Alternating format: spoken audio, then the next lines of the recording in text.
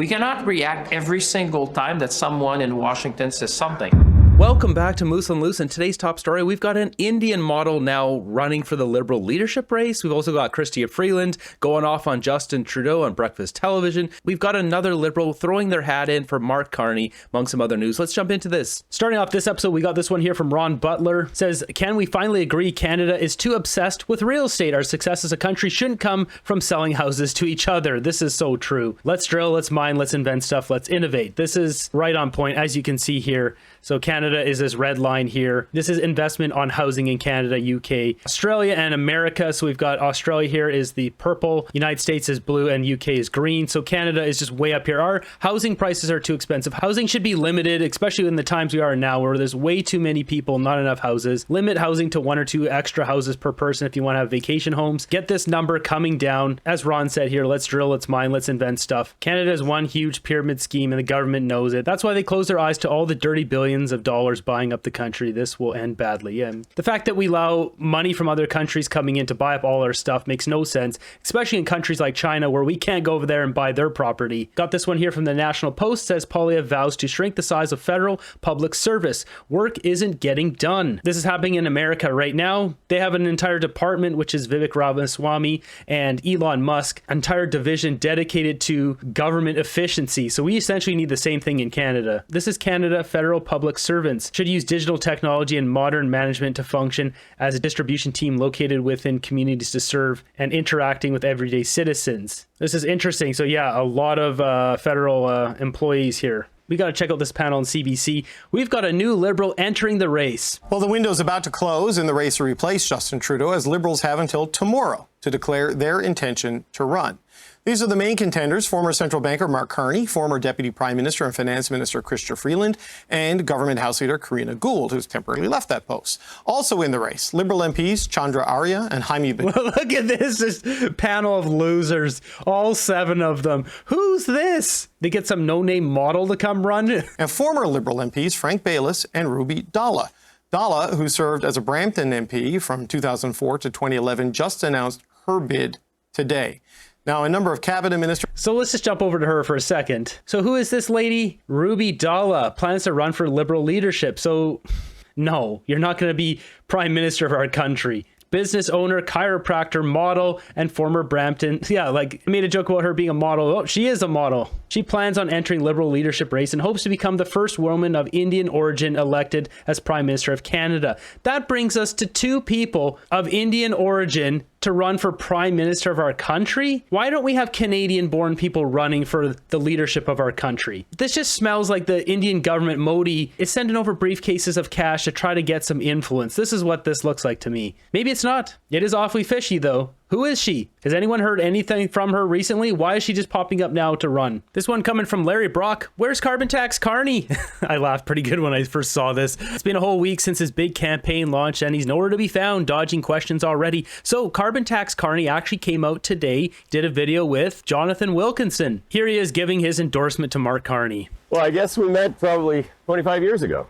Something like that. I think it was slightly warmer. That was probably in Vancouver. It was in Vancouver. I think I was running a clean tech company, and you were in the process of raising money. I was there to help. Yeah, I was there to help. You were there to help, exactly. But, you know, I think you knew then, as you know now, that we need to be thinking about how we actually make the economy and the environment work together. And yeah, only doing that now. Forget about the last 9 years. We were busy burning Canada to the ground, but now is the time to fix things up. You have had enormous experience over the past couple of decades with the Bank of Canada and the Bank of England.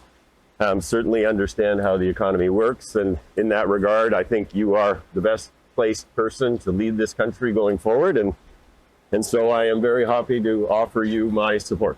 Thank you. Thank you, Jonathan. It means a lot to me. And, you know, you back then, you were at the forefront of innovation in climate tech. And since then, you've combined that innovation with public service to defend jobs, grow this economy, and, you know, together. And with the whole Liberal team, we're going to grow the strongest economy in the G7. Let's get going. Yeah, nobody's buying that. Now, what's funny is they reshot this again in French. C'était plus, c'était plus chaud. Like, why didn't you just pick a different street? Like, make a different video, literally walking the same steps. You can even see their steps in the ground here. It's funny, just the other day I mentioned a comment about Carney with a pig with lipstick, and we've got this right here. Liberal Party wants you to think now that Justin is gone, things are going to be different. And here's Jonathan Wilkinson's riding. Yeah, he's not going to be winning that. Didn't we learn our lesson after having a silver spoon millionaire, and now we have Carney, a 1% of the 1% billionaire? As they say, fool me once, shame on you, fool me twice, shame on me. Got this one from Pierre Polyev. This is a great post. So Freeland versus Freeland. So he's posting these two articles here. This one from June 11th, 2024. So going back 7-8 months ago. Freeland's capital gains tax hike passes. Polyev votes against. We got this one just from yesterday? Freeland to scrap Canada's capital gains hike if she's elected. This has just come out in the last 24 hours. Chrystia Freeland is now going to backpedal on her own capital gains hike. You can't make up this clown show because the Liberals have already done it for us. Freeland is her own worst enemy now, due Carney, because he's arrogant enough to think that he can make Canadians forget what he's done in the past. He left the UK in a mess, and given half a chance at real power, he'll absolutely destroy Canada. He's only here for Mark. I should note too, his net worth, there's been all these sorts of reports, people saying he's worth $98 billion because of some article. That's not right. But also, if you look online, there's one article saying he's worth $5 million. The guy makes like $1 million a year, and he's, what, 50 something? He's 59 years old. The guy must be, in my opinion, if I were to take a guess, it's in the hundreds of millions of dollars. He's probably worth $300 or $400 million, but who knows? Speaking of Mark Carney, we've got this one here. We should block new pipelines in Canada. My company invested billions in pipelines abroad. So he's talking about UAE and Brazil. Next up, we got this clip here from Francois-Philippe Champagne and Anita Nand, where Champagne says, we can't jump and react to everything that gets said in Washington. Ministers, he's not letting up, though. Just this afternoon, he mentioned again the threat of tariffs. Are we taking this as... How do you read this, though? Where one day we're saying he's going to delay it, the next day... We're going to be... Folks, let's take a deep breath as Canadians. We cannot react every single time that someone in Washington says something. You always should take it seriously. But, you know, we're in a couple of hours of his presidency.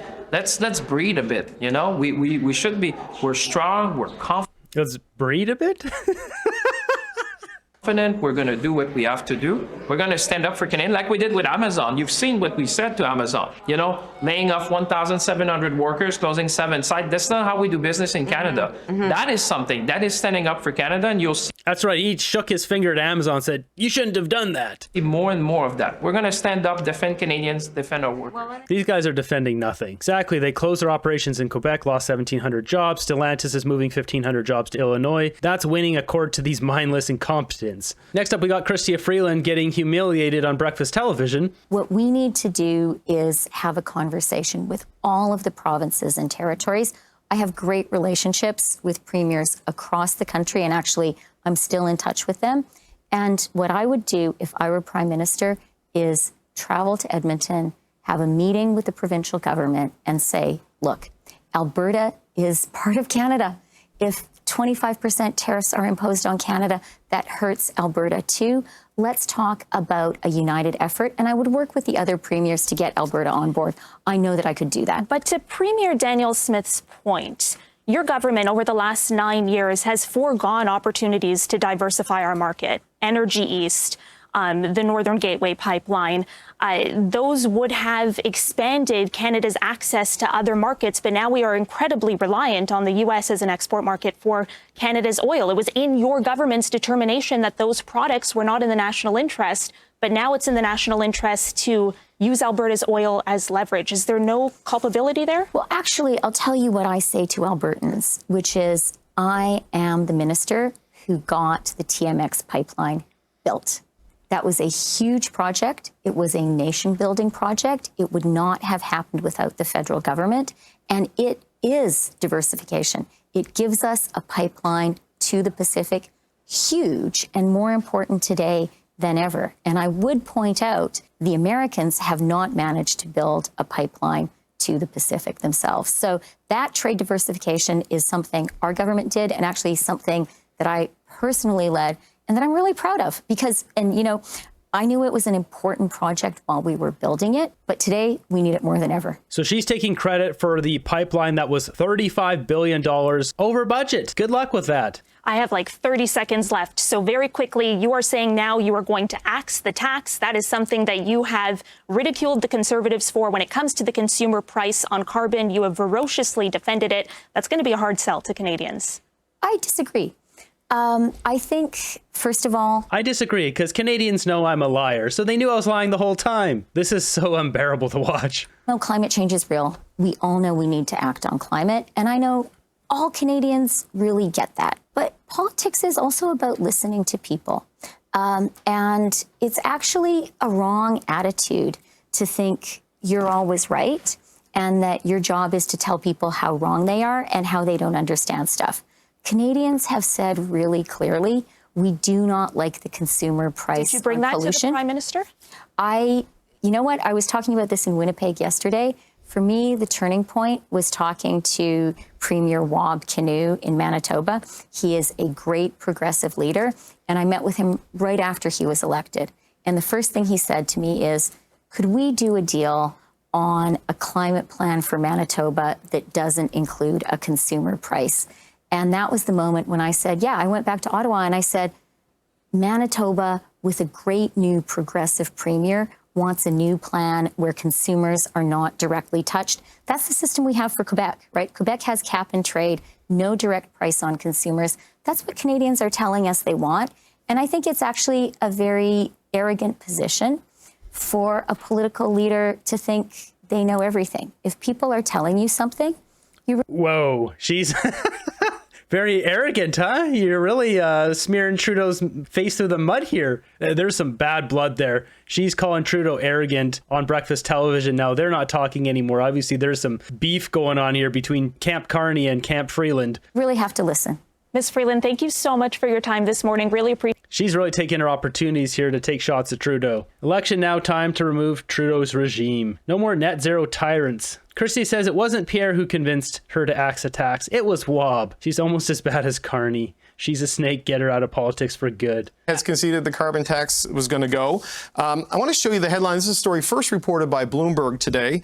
It says Chrystia Freeland to scrap Canada capital gains hike if she's elected. I've confirmed this with Team Freeland that this is in fact, well, source close to Freeland, this is in fact the plan. Is the Liberal campaign slogan going to be axe the tax next time by the time this is over? Because this is where it's headed. Well, if, maybe you're onto something, David. I feel like you're definitely not going to campaign on the country's least popular policy. You're definitely not going to do that. And Tim Bold strategy. Talk the numbers better than I can, but I can't imagine that anyone would come out right now. The rebate checks are rolling in, and it's still the most negative policy. It's still the most disliked policy. So I can't imagine that any of the candidates would be running on that. They're going to talk about the industrial side of that tax. As far as cap gains goes, this one I have a little more trouble with, because I think that, well, maybe the communications was flawed on how this one came out. I do think that there was room for the party to re-examine how to sell this one through. And because she was part of cabinet, because she was obviously the finance minister, she probably could have made the case for it. Again, though, you're probably going to take the most neutral place possible on some of the policies that have been the ones that have been most controversial. So that makes a lot of sense to me. We're only 6 weeks out. You're going to try to neutralize and then come forward with policies that are both popular for the party, but that you could actually take on Poilievre in the next election. Sherelle, though, I'm old enough to remember the budget where this came in. It was called Fairness for Every Generation. That's right. And the argument was that $1 of employment income should be taxed the same as $1 of investment income. And that's why this change was being made. The finance minister who introduced this, but then never got the legislation through Parliament, so it's not actually law, though it's still being applied by the CRA. She is now promising to kill it. Should she? So is the leader of the opposition, and we'll see what Mark Carney says. Yeah. It's a really interesting political move to run yourself over with a bus. It requires some incredible dexterity, and apparently Chrystia Freeland has done that. She's playing into she's playing into the narrative that Poilievre has now cast, which is a predictable narrative, which she should know, which is the Liberals are just interested in power. So cutting off the carbon tax, I think they have some room to do that. Right. Cutting off this with the vigor and passion at which she was selling it just shows, yeah, I'll do anything to hold on to power. Now, she's not the first politician to do that, nor the last, but the point is... That is the exact thing that's going on here. She's stepping right into the crosshairs of the leader of the opposition's argument. His other argument, of course, is they don't tell the truth. So now what are you supposed to believe when Chrystia Freeland says it? I think it speaks to a real good policy development process, David, and it's this one. Put your finger in the wind. And note, CBC, it's this finger, not another finger, in the wind. Oh, I can get this. I can get Burr's hand, anyway. Yeah.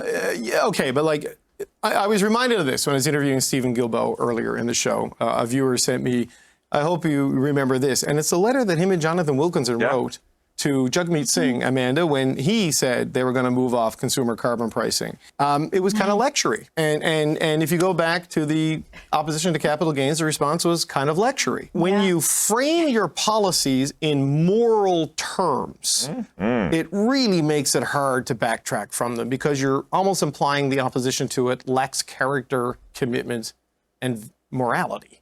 And here they are. And what do you know? They lack morality and character. We've known this the whole time. We really used to care about in politics, and now we care about memes. So, listen, I think a couple of things. One is that when you look where the Liberals lost support, it wasn't to the NDP; it was to the Conservatives. They're not speaking to the NDP crowd; they're speaking to those Liberals that have moved to the Conservatives. And what are the policies that have most infuriated those Liberals? That's who they're talking to. Obviously, it doesn't matter who they're talking to. It's the fact they lied to Canadians. They've been stealing our money. They're caught in scandals, scandal after scandal, pushing heat pumps because it benefits Mark Carney. The whole thing is a big sham. We are the ones getting fleeced here. You can't implement policies that destroy lives and then switch your position and say, oh, no, we didn't really mean it. That bridge is burned. The situation is done. It's over there. The Liberals are done. They've lost the trust for life from millions of Canadians. That's the reality in Canada. On this episode of Far Off Ripoff, this won $160,000 going to Mozambique in Africa. You won't believe this. This project is a comprehensive analysis of the situation of persons with albinism in Mozambique. That's right, albinism. This, where people are like, they don't have pigment in their skin or their eyes. Why are we spending 160 grand on that? Like, this is so dumb. It's not even around the world. It's for Mozambique. Mozambique is in this country right here. Why would we spend our money 160 grand on that? Next up, we got this one here. It says, yo, what's going on in Brampton? They're calling this the double right turn. There we go, right turn. That's right, right into another right turn. Only in Brampton. You could probably have a YouTube channel in Brampton just for all the bizarre traffic that goes on. Well, there we have it. Chrystia Freeland completely revolting against Justin Trudeau. This is just going to get nastier and nastier. Every single day we get closer to the Liberal leadership race vote.